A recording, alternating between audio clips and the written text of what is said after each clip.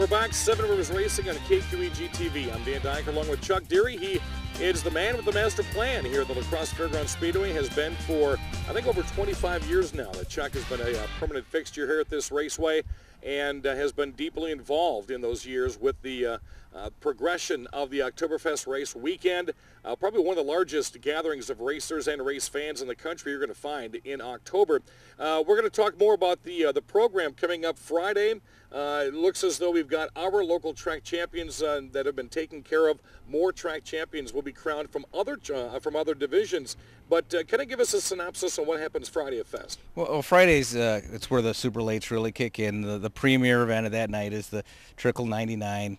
And that's the super lates coming in doing 33 lap segments that are the starting grid is changed for the second and third segment of the race. So, and whoever has the lowest average finishing position is the overall winner for it. So, and as we talk about the Trickle, what's really neat, and I want to get this out to race fans now so they can expect it when they come here, is this is a race where the fans can partake as well because of the scorecards that the Speedway provides. Right. I mean, you need to keep track and stuff, and although we keep everyone informed, what it provides is a race within a race. You have that segment race going on, and then the overall race and stuff. So positions matter, and the fans have the guy they can root for, and whether he did well in that segment or not. So it's an idea we stole from another racetrack. We don't take any ownership in it, and they had nothing but fun with it.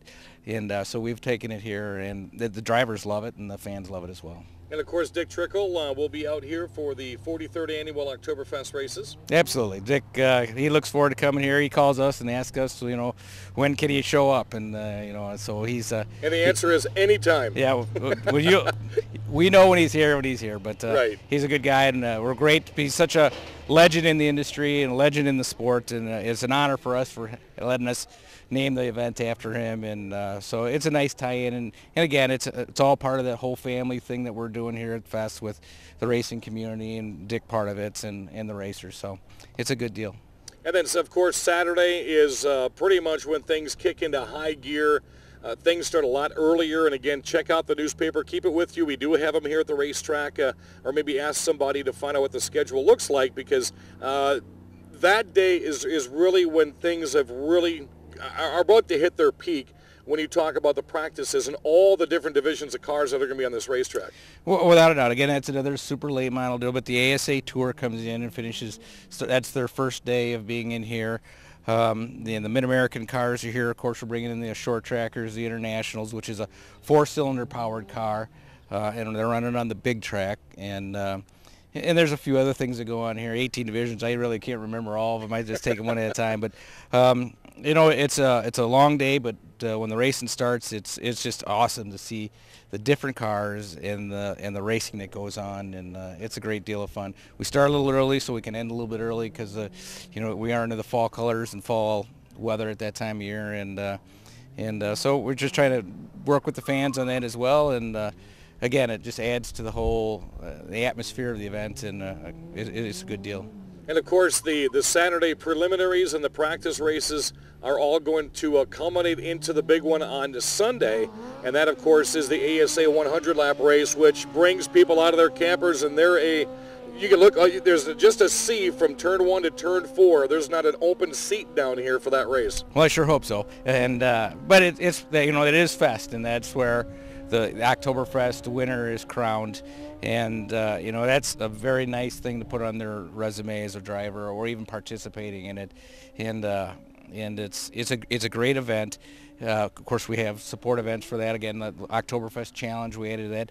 The J. McKay 63, which is another late model class that we run in 3 segments, and 21 laps each, and similar to the Trickle. So it's again, it's a little bit of hardcore racing, a little bit of fun racing, and some novelty events. Of course, we're running an enduro that day, and a few other things, and the Oktoberfest Challenge, like I mentioned before. So, it's a little bit of everything, and if you're a race fan, this is a great event. And if you sort of like racing, you'll certainly become a hardcore fan because of it and stuff. And it's not just the racing as well that that people come out here for.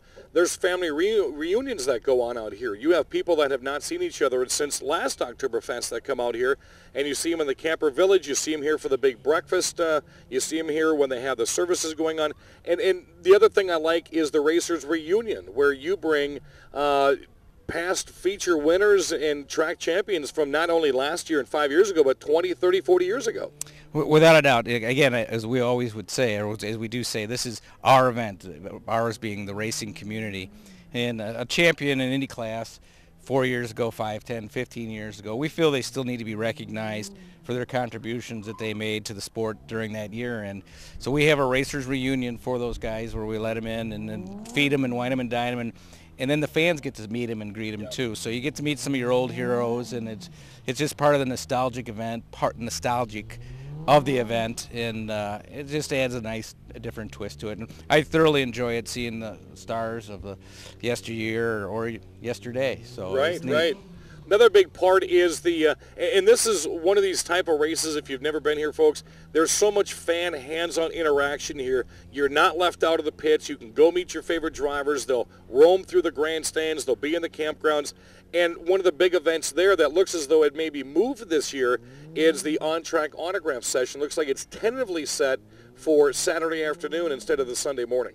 Yeah, it's Sunday morning because it's it's a little bit tougher for folks to make it here, and as the event has grown over the years, it's just been more time constraints on us for the Sunday morning portion of the event. So but we're going to try to do it Saturday. What we've done, and we'll probably do in the future, we've done it with 2 of the divisions this year, is we'll do the drivers' meetings inside the fairgrounds in one of the buildings, and when that's done, let the fans talk to them, invite the fans to the drivers' meeting, because if you've never been to one, it's kind of interesting to hear what the race directors are calling for that event, and then they can be part of it as well and meet and greet their drivers. So we're going to probably do more of that and get away from the direct on the racetrack. But again, as time progresses, and you need to make some changes, and we have the ability to do that. And again, the drivers love to meet the fans, and they don't have to push their car out, which they hate doing. And right. So, but they can still, the fans can meet and greet them.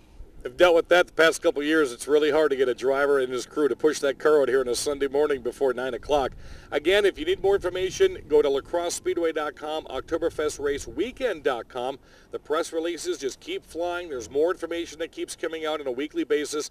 Like the Lacrosse Speedway on Facebook. They had a goal of 10,000 fans this year, and as we get more Oktoberfest race information, that will be provided to you on Facebook as well. I would highly encourage you for the next couple of weeks, pop out to the racetrack. Even if there's nothing going on out here, they'll let you pick up one of these Oktoberfest Race Weekend newsletters, and you'll be able to find all the information in there pertaining to camping, the racing, the food, the festivities, and all the people behind the scenes as well. Chuck, thanks for coming out on the VIP deck, and good luck for another successful Oktoberfest. Well, thank you, and all we care for is dry weather, hot or cold, we'll just take it dry. Alrighty, that's going to be the 4th, 5th, 6th, and 7th of October, the premier racing event here in the Midwest, right here at the Lacrosse Speedway. For Chuck Deery, I'm Dan Dyker. Thanks for joining us. 7 Rivers Racing on KQEG TV.